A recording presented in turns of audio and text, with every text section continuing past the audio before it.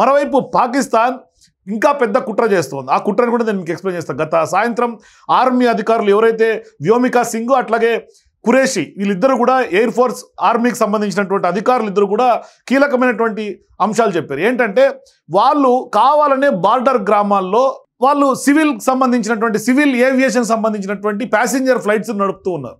So ఇప్పుడు మనం కనుక వాళ్ళ మీద దాడి చేసే క్రమంలో మన మిసైల్స్ కానీ మన డ్రోన్లు కానీ కనుక ఖచ్చితంగా పంపిస్తే వాళ్ళు దాన్ని అటాక్ చేసినా లేకుంటే మనం వాళ్ళ డ్రోన్లను కానీ వాళ్ళని కానీ అటాక్ చేస్తున్నటువంటి సందర్భంగా మనం ఒకవేళ పొరపాటున సివిల్కి సంబంధించినటువంటి ప్యాసింజర్ ఫ్లైట్స్ని హిట్ చేస్తే అప్పుడు అంతర్జాతీయ సమాజం ముందు భారత్ను ఒక దోషిగా నిలబెట్టే ప్రయత్నం పాకిస్తాన్ చేస్తుంది. అంటే మేము ఖచ్చితంగా సివిలియన్స్ మీద అటాక్ చేయట్లేదు, కావాలనే భారతదేశమే మా మీద అటాక్ చేసిందని ఒక చెప్పే ప్రయత్నం చేస్తోంది.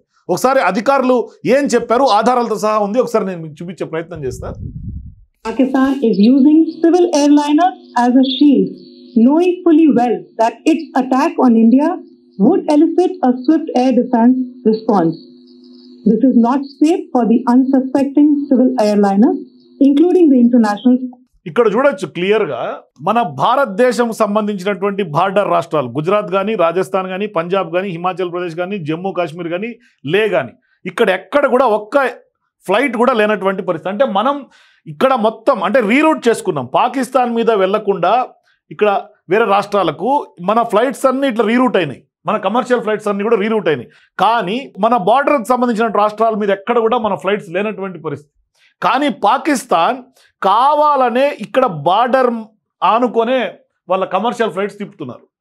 సో అంటే ఒకవేళ కనుక మనం వాళ్ళ డ్రోన్లను కానీ వాళ్ళకి సంబంధించినటువంటి మిజైల్స్నో వాళ్ళ ఫైటర్ జెట్స్నో మనం హిట్ చేయాలన్నా ఇంటర్సెప్ట్ చేయాలన్నా ఒకవేళ పొరపాటున మనం కనుక అంటే హీట్కి సంబంధించినటువంటి మిజైల్స్ కొన్ని ఉంటాయి. టెక్నాలజీ, ఆర్మీ టెక్నాలజీ, డిఫెన్స్ టెక్నాలజీలు మనం పూర్తి స్థాయిలో ప్రజలకు చెప్పకూడదు కాబట్టి వాళ్ళ టెక్నాలజీస్ని అవతల శత్రువు అప్రమత్తమయ్యే అవకాశాలు ఉంటాయి కాబట్టి మనం పూర్తి స్థాయిలో టెర్మినాలజీని వాడట్లా. కానీ అది కనుక హిట్ చేస్తే కమర్షియల్ ఫ్లైట్స్కి దెబ్బ పడితే, ప్యాసింజర్ ఫ్లైట్స్కి దెబ్బ పడితే ప్రాణ నష్టం ఘోరంగా ఉంటుంది. సో అప్పుడు భారత్ని దోషిగా నిలబెట్టే కుట్ర చేస్తుంది. ఇది ఆర్మీ అధికారులు తాజాగా గత రాత్రి మనకు మీడియా బ్రీఫింగ్లో క్లియర్గా ఎవిడెన్స్ సహా ఇచ్చారు. ఇప్పుడు మళ్ళీ ఇంత జరిగిన తర్వాత ఇప్పుడు వాళ్ళకి సంబంధించినటువంటి పాకిస్తాన్ ఎయిర్ స్పేస్కి సంబంధించి వాళ్ళు మొత్తం బ్లాక్ చేసినటువంటి పరిస్థితి. అంటే ఇప్పుడు ఎయిర్ స్పేస్ మీద ఫ్లైట్స్ ఎగరకుండా వాళ్ళు అవాయిడ్ చేసుకున్నారు. ఒకసారి ఆర్మీ అధికారి చెప్పేది కూడా విందాం. Which were flying near IB between India and Pakistan. The screenshot we just showed and we shall share with you.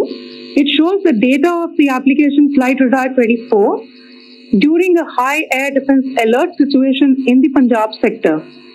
As you have seen, the airspace on the Indian side is absolutely devoid of civil air traffic due to our declared closure. However, there are civil airlines flying the air route between Karachi and Lahore. Amongst the other civil aircraft that you can see, we have highlighted an aircraft which is Airbus 320 of Flynas Aviation, which was originated from Dammam at 1750 hours and landed later at Lahore at 2110 hours in the night. Indian Air Force demonstrated considerable restraint in its response, thus ensuring safety of international. Pakistan is using civil airliners.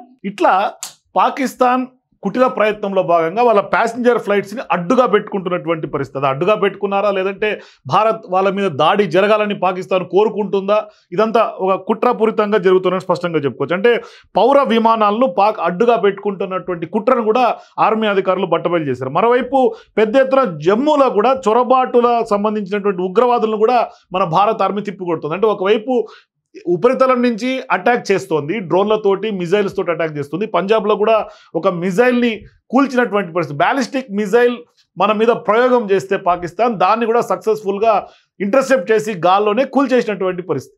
మరోవైపు ఇప్పుడు కింద LOC దాటి కూడా కొంతమంది ఉగ్రవాదులు దాదాపుగా చాలామంది అక్రమంగా చొరబడుతున్నటువంటి వాళ్ళను కూడా మట్టు పెట్టినటువంటి పరిస్థితి మన భారత ఆర్మీ. అది స్పష్టంగా ముందే చెప్పాం, కనిపిస్తే కాల్చివేత ఉంటుంది బార్డర్లో, ఎవరు అనుమానంగా బార్డర్ దాటి వచ్చినా నిర్దాక్షిణ్యంగా ఎవరైనా కాల్చివేయటమే అనేది ఆర్మీ అధికారులు డెసిషన్ తీసుకున్నారు, ప్రకటించారు కూడా గత 2 రోజుల నుంచి. సో ఈ క్రమంలో ఎవరు వచ్చినా వేసి పడేయటమే.